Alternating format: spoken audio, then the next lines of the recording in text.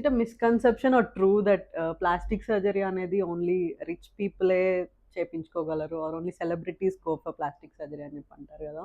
Yeah. So, very good question. Plastic surgery for the rich అన్నది misconception. Maybe rich people have more affordability towards the procedures అంటే కొంతవరకు correct ఏమో కానీ but after proper age అంటే ఒక age తర్వాత science of ageing అన్నది ప్రతి స్కిన్కి వస్తుంది. It doesn't differentiate between rich or poor. So and then ఆ మినిమల్ అంటే నేను బాగుండాలి అన్న ఫీలింగ్ ఎవరికైనా ఉండొచ్చు, ఏదర్ రిచ్ పీపుల్ ఉండొచ్చు, పూర్ పీపుల్ ఉండొచ్చు.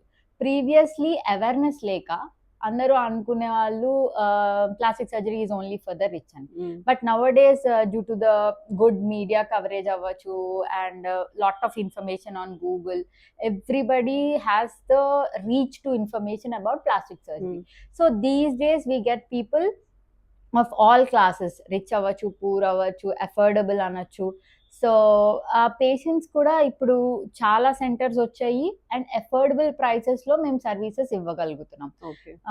So it's not only for the rich and everybody has the right. Celebrities ఒక్కళ్ళే చేయించుకుంటారు and this is there are lot of procedures. అంటే ప్లాస్టిక్ సర్జరీలో ఒక్క నోస్ మార్చాలి, లిప్స్ మార్చాలి, ఫేసే మార్చాలి అన్నది కాదు, చాలా డిఫరెన్సెస్ ఉన్నాయి. కొంతమందికి టమ్మీ హ్యూజ్గా ఉంటుంది, హ్యాంగింగ్ బెల్లీస్ ఉంటాయి, దానివల్ల బ్యాక్ ఏక్ వస్తుంది. కొంతమందికి బ్రెస్ట్ చాలా హ్యూజ్గా ఉండి వాళ్ళు అసలు బయటికి కూడా వెళ్ళలేనంత సోషల్ ఇన్హిబిషన్స్ ఉంటాయి. సో అలాంటి కేసెస్ వాళ్ళకి నాట్ ఓన్లీ కాస్మెటిక్, అది వాళ్ళ ఒక need.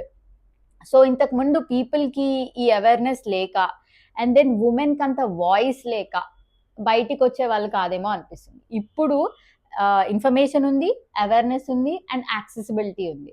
So both affordable and non affordable పీపుల్కి ఎవరు చేసే సర్వీసెస్ వాళ్ళ ప్రైసింగ్ రేంజెస్ లో చేయించుకోవచ్చు. It's not only about the appearance but physical needs కూడా, యా డెఫినెట్లీ.